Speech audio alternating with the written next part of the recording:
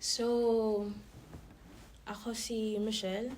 Lumaki ako sa Pilipinas at lumaki ako ng may dalawang nanay.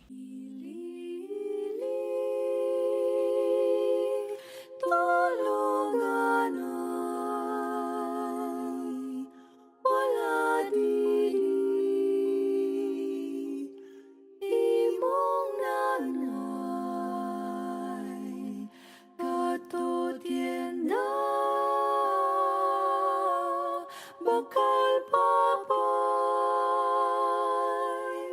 ilili tulugan Yung tunay kong nanay, which is siya yung biological mom ko, bata pa lang ako or baby pa lang ako, ng ibang bansa na siya.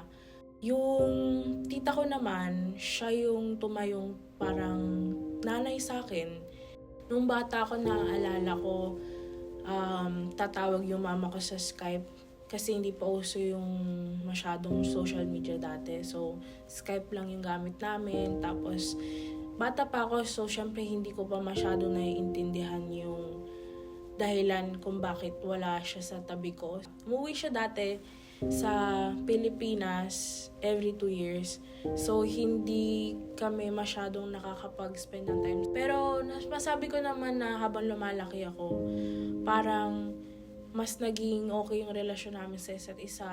Tinatry namin na kung kahit di man araw-araw ngayon, pero sinusubukan namin na mag-usap. Yung tita ko naman, siya yung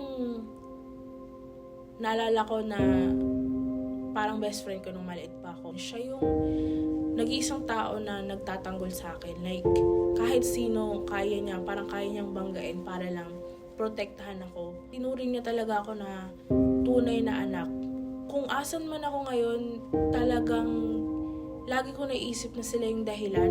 Hindi dahil lang sa mom ko dahil financially, at hindi lang dahil sa nanay ko dahil physically. Kung hindi, dalawang importanteng tao sila na nagtulong para maabot ko kung asan man ako ngayon. Hindi man ako naging ina pa, pero alam ko na grabe yung pinagdadaanan ng bawat isang ina sa mundong to. Hindi lang sa specific na bansa. So, gusto ko na tanggalin yung mindset na madali lang maging isang ina. Kasi hindi siya madali. Kahit siguro aralin mo, hindi mo mapiperfecto. sana'y di magmaliw ang dati kong araw nang munti pang bata sa piling ni nanay. Nais kong maulit ang awit ni inang mahal, awit ng pag-ibig habang ako'y nasa duyan. Sana'y di Tingin ko hindi magiging maganda yung mundong to kung hindi dahil sa responsibilidad or yung tiyaga ng bawat ina na palakihin yung mga anak nila na maayos. Pasalamatan sana natin at sana bigyang halaga pa yung mga ina kasi sila yung mga una nating naging, sabi nga, superhero ng mga bata pa tayo. Hanggang ngayon, grabe sana yung dapat nilang nare-receive na pagpapasalamat.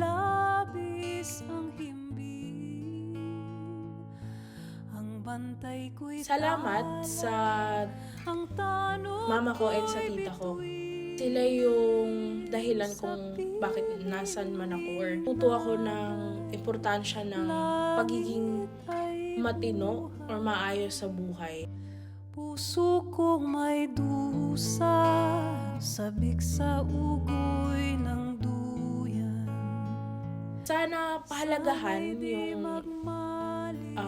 mga ina. Hindi lang ng mga anak nila, kundi sana pati ng gobyerno. Sana hindi tayo yung parang namimili. Kung mamimili man sana yung naaayon.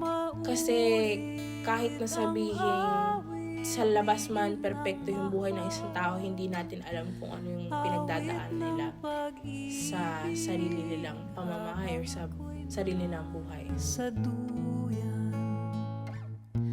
awit ng pag-ibig habang ako'y nasa duyan.